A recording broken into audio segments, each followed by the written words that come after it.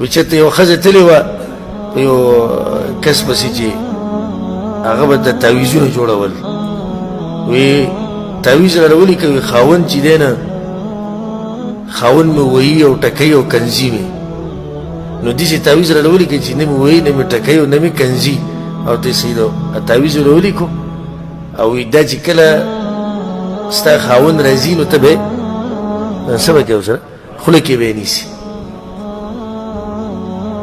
بیا یو هفته بعد چې راغی هغه ورته حالات څنګه دي وي داسې کافر تعویذ دې لیکلی دی وایي چې د اوسه پورې نه هغه ما ته څه غږ کړی نه یې وارې م نه یې ټکولی م کمال اشتیا هغه کمال په تعویذ کې نه دا ژبه دې لکه کنټرول کوي هر څه برابر دي اجي تا وایي خو ستا د خولې د لاسه دي وایي که نه ستا د ژبې د لاسه دي وایي ته به بیادبي کړې نو اکثر کوم خیال کړی په دې کور کې دا بوډۍ او دا زنانه په دې اذکارو کې ډیګي او لس پیری قرآن ختم کو سلور پیری ختم کو د کلمې ختم پکې د سورت یاسین ختمونه انسان ورته حیران شي چې دا د ختمونو مشینان دي په ورځ کې دوی ما سلور ختمه وکړو او په میاشت کې سړی پوره ختم نشي کولی نو هغه ټول لنډه خبره او حاصله دا ده چې دا ټول بدعات او خرافات دي خزعبلات دي دا په دین کې نشته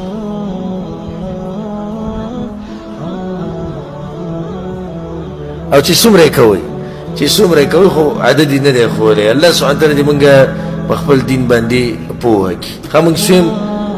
څو فایدې ذکر کړې اته مونږ چې دعا ورسره قبلي نهمه فایده په درودو کې دا ده چې کوم سړی په رسول صلی الله علیه وسلم باندې درود ډېر وایي نو د پیغمبر شفاعت ورته نصیب کېږي د پیغمبر شفاعت ورته نصیب کېږي لسمه فایده پکې دا ده ګناهونه ورسره بخلی کېږي یو سړی وایي چې لږ ساعت مخکې ما د ګناهونو بخلو بحث ونه کړو پکې خو سم ویلو لس ګناهونه لس هغه جدا حدیث دی او ګناهونه ټول بخلی کېږي دا جدا حدیث دی یو لسمه فایده دا دی چې الله بدله غمونه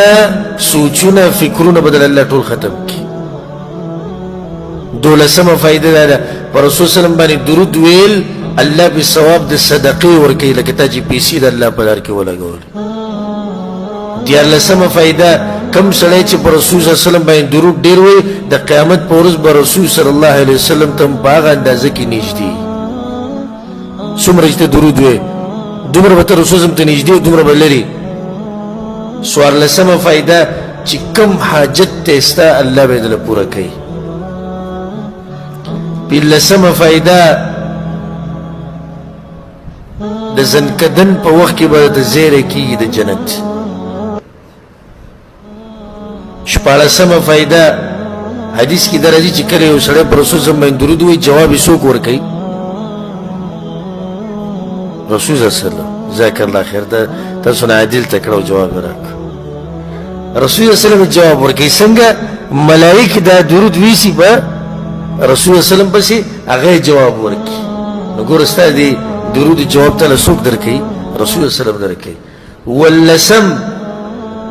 فایده پکې دا ده چې کوم سړی درود پر رسول الله باندې ډېر وي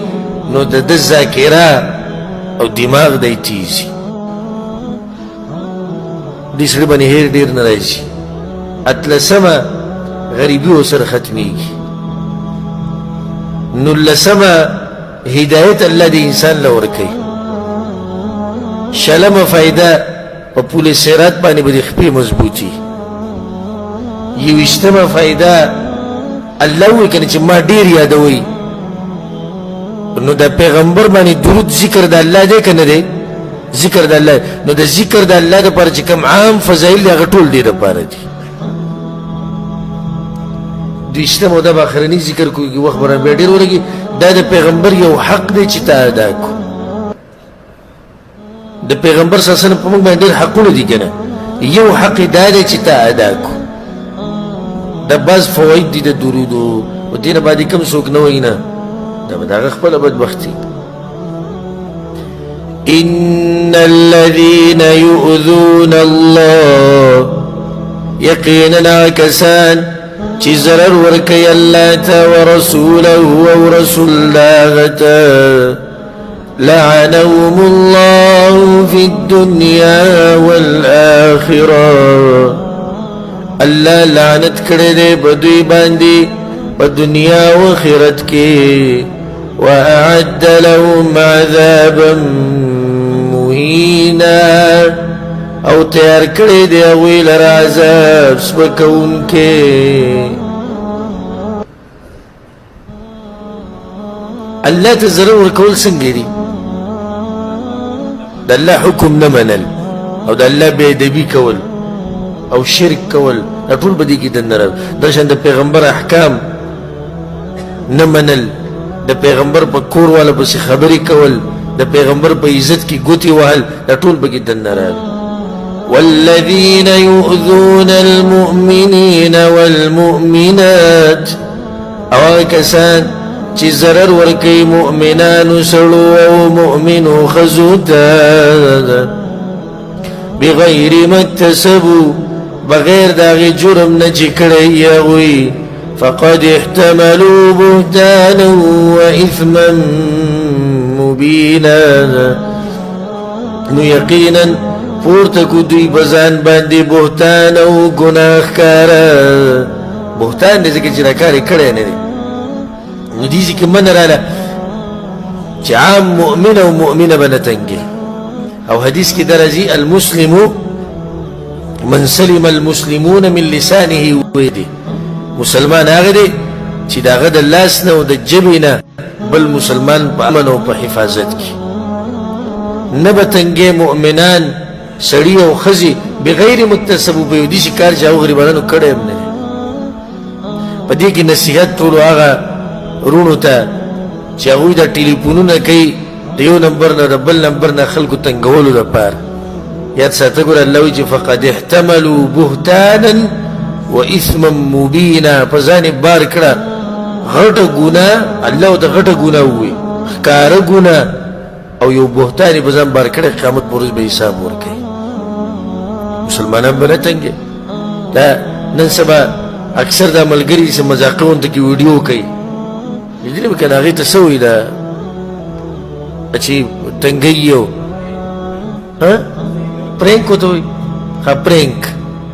هغه به داسې چې تا سره به دغه کوي یو پاټ به در سره وکړي بیا په اخر کې ما مذاق کو وایي ما څه کو عام دي دا خو تاسو به لیدلي ډېر شی د الله نه یره پکار ده دا نه دي جایز ته د الله بنده تنګې الله ګوره په دې خپلو بندګانو ډېر مین دی ګوره نه غواړي چې زما دا بندګان څوک یې تنګ کړي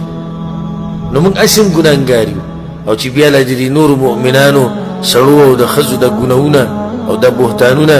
دا هم په اوږو باندې بار کو او ویسو د الله مخې ته نو الله له څه جواب ورکړو الله دې موږ ساتي يا أيها النبي پیغمبر قل لأزواجك ويا ببيان اخفلتا وبناتك اخفلوا لنتا ونساء المؤمنين او ببيان دا مؤمنان تا يدنين عليهن من جلابيبين چی زورن کی پزانونو دا پاسا دلویو پڑونو خپلونا دا لولی پڑونو دی پزان بانی رواچی حکم اول چاہتو شو بدی آیت کی دا رسول صلی اللہ علیہ وسلم بی بیانو تا دا غیر بعد حکم چاہتو شو دا رسول صلی اللہ علیہ وسلم لونو تا بیا مؤمنانو تا مؤمنانو خزو تا مسئله د حجاب دی باندې زما تفصیلی بیان شته هغه واورئ د زنانه لپاره حجاب او کم چې وایي چې حجاب لازم نه دی د هغو رد او حجاب نه کولو کې څه نقصانات دي دا خبره موږ ټوله تفصیلا ذکر کړې ده الله سبحانه وتعالی په توفیق سره ګوره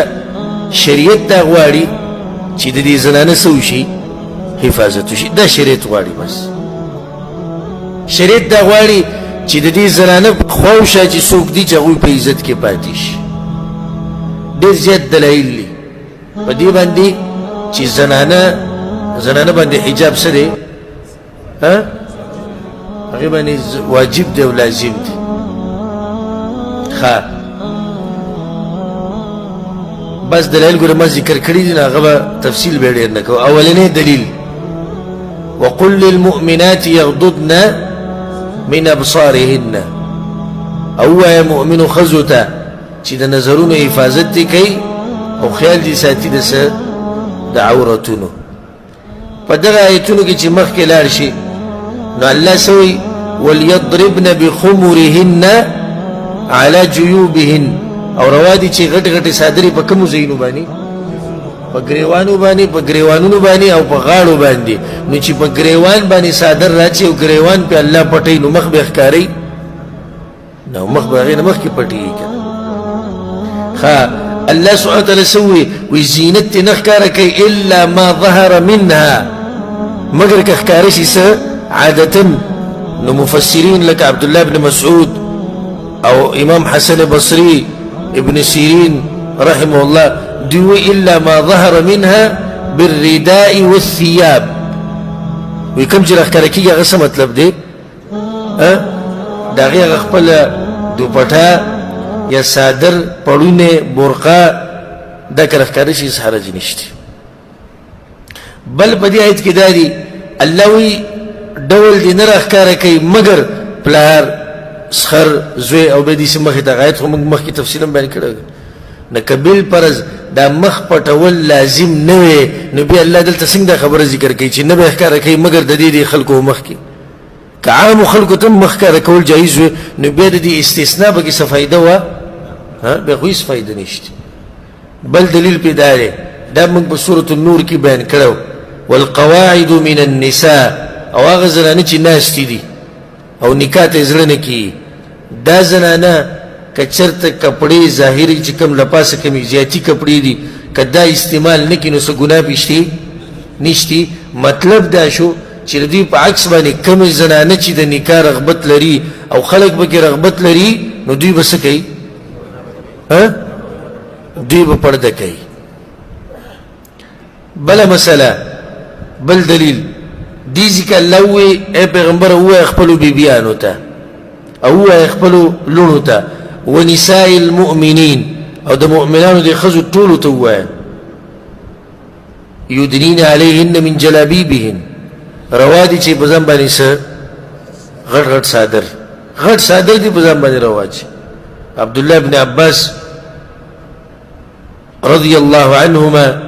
د دې آیت په تفسیر کې وایي چې الله وایي د مؤمنانو ښځو ته ویلي چې د کورونو نه وځئ نو مخونه به